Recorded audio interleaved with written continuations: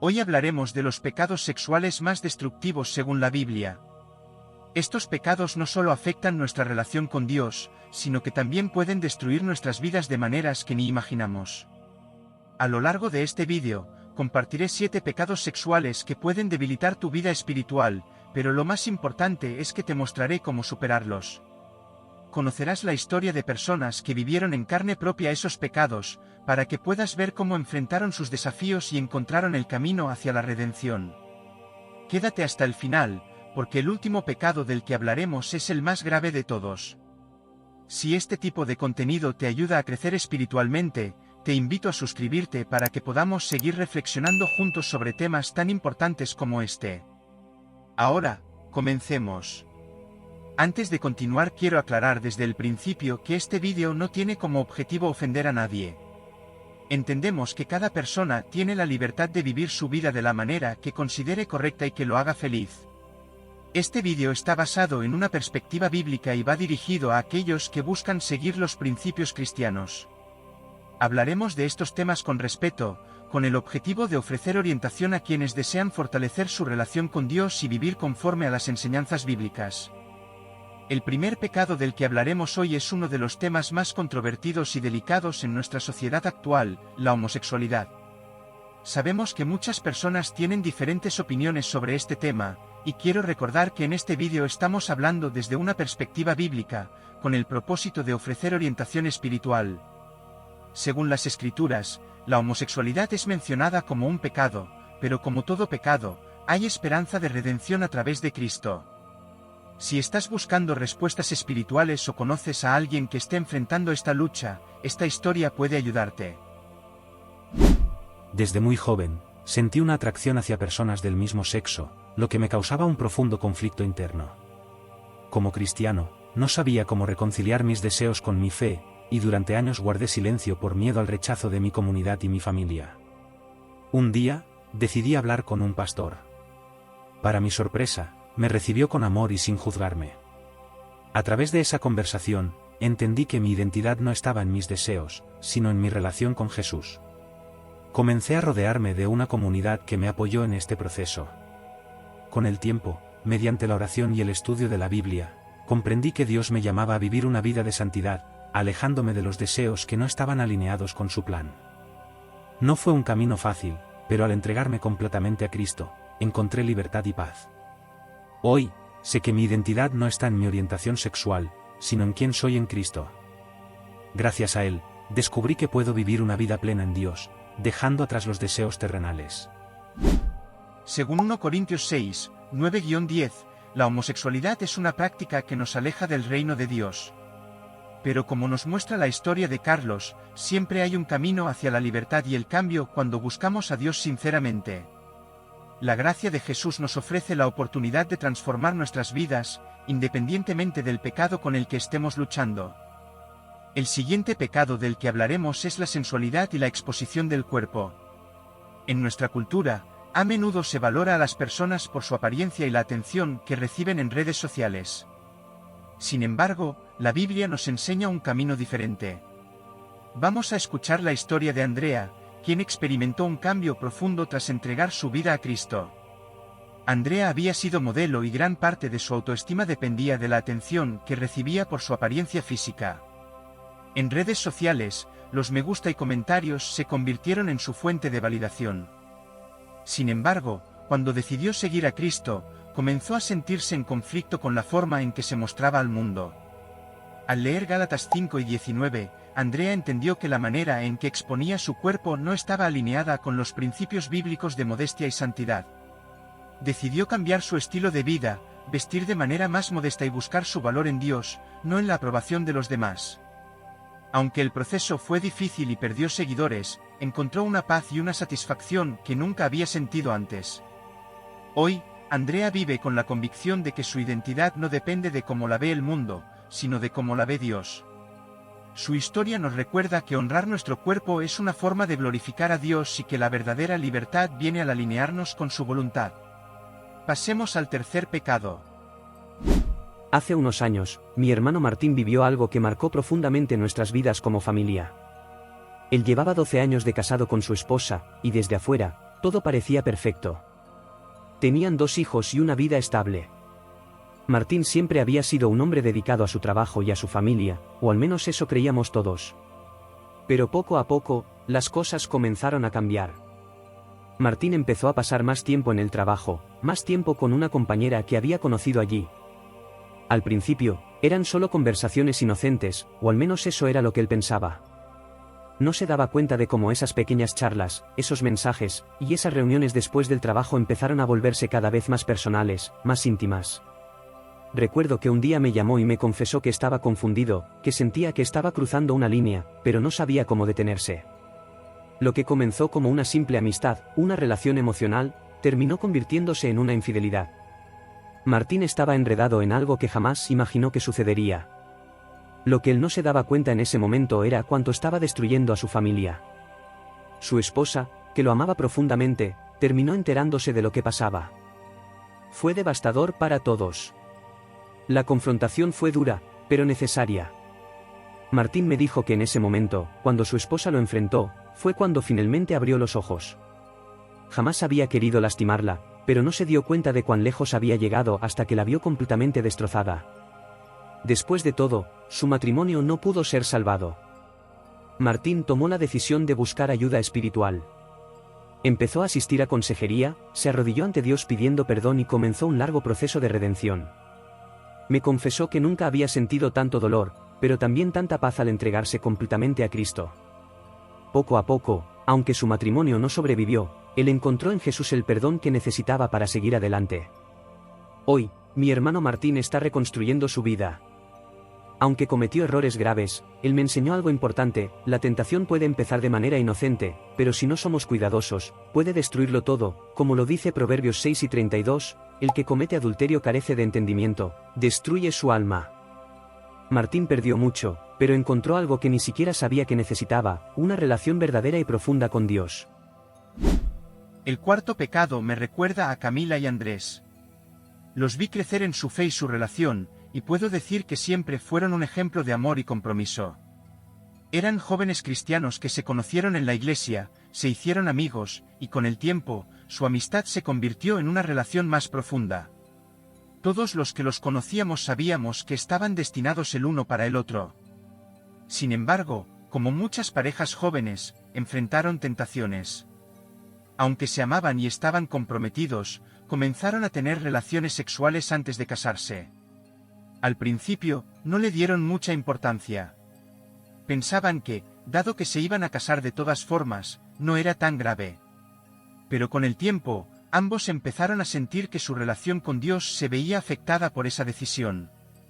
Sentían que algo estaba mal, y que el vacío espiritual que experimentaban no se debía solo a sus acciones, sino a la desconexión que estaban sintiendo con el propósito que Dios tenía para ellos. Recuerdo una conversación que tuvimos un día. Ambos me confesaron que, aunque se amaban profundamente, sabían que no estaban viviendo conforme a los principios que Dios les había mostrado. Era un peso que cargaban en sus corazones, y sentían que, si querían construir una vida sólida, debían alinear su relación con la voluntad de Dios. Tomaron la decisión de casarse y consagrar su relación a Dios. Fue un proceso de reflexión y compromiso, pero el día de su boda fue un momento especial para todos los que los conocíamos. No solo porque se unían en matrimonio, sino porque fue una celebración de su renovación espiritual, de su deseo de hacer las cosas bien a los ojos de Dios. Hoy, Camila y Andrés tienen un matrimonio sólido y lleno de paz. Me han dicho varias veces que consagrar su relación a Dios fue la mejor decisión que tomaron, y que la bendición que experimentan en su matrimonio es un reflejo directo de haber seguido los principios bíblicos. Efesios 5:3 nos llama a evitar la fornicación, y la historia de Camila y Andrés es un recordatorio de que, aunque todos podemos cometer errores, siempre hay una oportunidad para corregir nuestro camino y hacer las cosas bien. Veamos la historia de María, quien vivió muy de cerca el quinto pecado. Como madre, siempre he querido lo mejor para mis hijos. Me esforcé en criarlos con valores cristianos, enseñándoles la importancia de seguir los caminos de Dios. Uno de mis hijos, José, siempre fue un niño noble y sensible, pero como madre, pude notar cuando algo empezó a cambiar en él mientras crecía. Había un distanciamiento en su comportamiento, y aunque intentaba disimularlo, sabía que algo lo estaba afectando profundamente. Con el tiempo, descubrí que José estaba luchando en silencio con un problema que nunca imaginé, la masturbación. No fue fácil para él hablar de esto, y como madre, me dolió verlo atrapado en algo que le causaba tanta culpa y vergüenza. Él me confesó que, aunque al principio pensaba que era algo normal, comenzó a darse cuenta de que estaba afectando su relación con Dios y su propia autoestima. Se sentía cada vez más alejado de la paz espiritual que alguna vez había tenido. Fue un momento difícil para ambos. No sabía cómo ayudarlo más allá de ofrecerle mi amor y mi apoyo. Pero lo que más me impresionó fue su decisión de enfrentar esta lucha con valentía. Buscó la ayuda de un mentor espiritual, alguien que pudo guiarlo desde una perspectiva cristiana, y juntos comenzaron a trabajar en su sanación. José comenzó a leer la Biblia más profundamente, y a medida que pasaba más tiempo en oración, pudo encontrar fuerzas que no sabía que tenía. Poco a poco, con la guía de Dios y la disciplina espiritual, empezó a controlar sus deseos y a romper el ciclo de esta adicción que lo había consumido durante tanto tiempo. Al principio, no sabía cómo ayudarlo más allá de apoyarlo, pero José decidió buscar ayuda espiritual.